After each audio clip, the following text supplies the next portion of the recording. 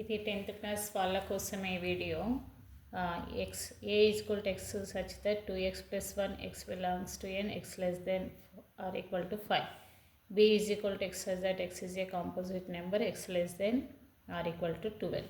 Then show that A union B difference, ఇది minus అనొద్దు కానీ difference A intersection B is equal to A minus B union B minus ఏ అని అంటాం కదా సాధారణంగా. సో దిస్ ఈజ్ ఎన్ని మార్క్స్ క్వశ్చన్ అంటే 6 మార్క్స్ క్వశ్చన్. ఓకే, ఈ 6 మార్క్స్ క్వశ్చన్ మరి ఎలా చేస్తే వస్తుంది అనేది నేను సింపుల్ వేలో చెప్తాను. ఈ లెక్క చెప్పేటప్పుడు కంపల్సరీగా మీకు ట్రిక్ అనేది తెలుస్తుంది. So be careful. Okay, solution చేసేటప్పుడు. సో ఇప్పుడు చూడండి, A is equal to x such that 2x plus 1 x belongs to n x less than or equal to 5. Okay, ఇక్కడ రాస్తే this is nothing but odd numbers వస్తాయని అర్థం. Only 2x వరకు ఉందనుకోండి even numbers వస్తాయి. 2x plus 1 ఉందనుకోండి ఏమొస్తాయి? Odd numbers వస్తాయి. ఎక్స్ బిలాంగ్స్ టు n అంటే ఎక్స్ అనేది న్యాచురల్ నెంబర్స్ చెందాలి. న్యాచురల్ నెంబర్స్ ఎక్కడ నుంచి స్టార్ట్ అవుతాయి? 1 నుంచి స్టార్ట్ అవుతాయి. ఎంతవరకు తీసుకోమంటుండు? 5 వరకు తీసుకోమంటుండు. సో సపోజ్ దీంట్లో 1 రాశారనుకోండి, 2 × 1 + 1 అంటే 2 × 1 అంటే 2 + 1, 2 + 1 ఏమవుతుంది? 3 అవుతుంది. 3, 5, 7, 9, 11. చూడండి, 11 వరకు తీసేసుకొని ఆపేయండి. ఎందుకంటే 5 2s 10 + 1 11 అయిపోయింది. ఒక్కసారి మనకు ఆడ్ నెంబర్స్ వస్తాయి అన్నప్పుడు first number and last number చూస్తే అయిపోతుంది మనకి ఆ లెక్క కంప్లీట్. అంతేగాని ఒక్కొక్కటి సబ్మిట్ చేసుకుంటూ అది తప్పు పోయి ఇబ్బంది పడద్దు. క్లియర్? అండ్ బి ఏమన్నాడు? X such that x is a composite number. ఇక్కడ కాంపోజిట్ నెంబర్ అనగానే కాంపోజిట్ నెంబర్ స్టార్ట్స్ విత్ ఎక్కడి నుంచి స్టార్ట్ అవుతాయి? 4 నుండి స్టార్ట్ అవుతాయి అనేది గుర్తుపెట్టుకోవాలి. ఓకే, 4 నుండి కాంపోజిట్ నెంబర్స్ స్టార్ట్ అయినప్పుడు మనకి ఏమేమి వస్తాయి? 4, 6, 8, 9, 10, 12. అంతే, 12 వరకు తీసుకోమన్నాడు కాబట్టి 12. Okay, right. చాలామంది 9 అన్న మిస్ చేస్తారు.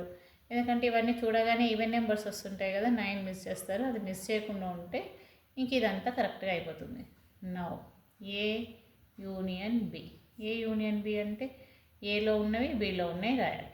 సో 3, 4, 5, 6, 7, 8, 9, 10, 11, 12 అన్నీ. ఎందుకంటే ఇక్కడ ఈవెన్ వచ్చాయి, ఇక్కడ ఆడొచ్చాయి. ఆటోమేటిక్గా అన్నీ కలిస్తే మనకి ఏమవుతాయి? దాదాపుగా సేమ్ 3 నుంచి 12 వరకు రాయడం అనేది జరుగుతుంది. సో ఇది A union B. A intersection B చూద్దాం. మనకి ఇక్కడ బాగా గమనిస్తే ఇంటర్సెక్షన్లో ఒకే ఒక ఎలిమెంట్ ఉంది, దట్ ఈస్ 9 కదా. రైట్, వెంటనే ఇది మొత్తం కంప్లీట్ చేయండి. మళ్ళీ A minus B, B minus A అంటే A difference B, B difference ఏకి ఇప్పుడే వెళ్ళొద్దు. ఓకే, నౌ ఏమడిగిండు? A union B difference A intersection B అంటే అర్థమైంది. ఏ యూనియన్ బిలో ఉండాలి కానీ ఏ ఇంటర్సెక్షన్ బిలో ఉండకూడదు. ఏ యూనియన్ బిలో ఇవన్నీ ఉన్నాయి, ఏ ఇంటర్సెక్షన్ బిలో ఏముంది? 9 ఉంది. అంటే అర్థమైంది 9 ఉండొద్దనే కదా అర్థం. సో 9 ఈ రెండిట్లలో ఉంది కాబట్టి 9 ఉండకూడదు అంటే 9 తప్ప మిగిలిన ఎలిమెంట్స్ అన్నీ రాయండి. ఓకే, 5, 6, 7, 8, 10, 11, 12 అయిపోయింది. This is completed. ఇక్కడి వరకు ఇదంతా కూడా కంప్లీట్ అయిపోయింది. ఓకే, నౌ మళ్ళీ మీరు ఏం చేస్తారు? ఏ మైనస్ బి. ఇప్పుడు ఏ మైనస్ బి. ఏ మైనస్ బి అంటే ఏలో ఉండాలి కానీ బిలో ఉండకూడదు.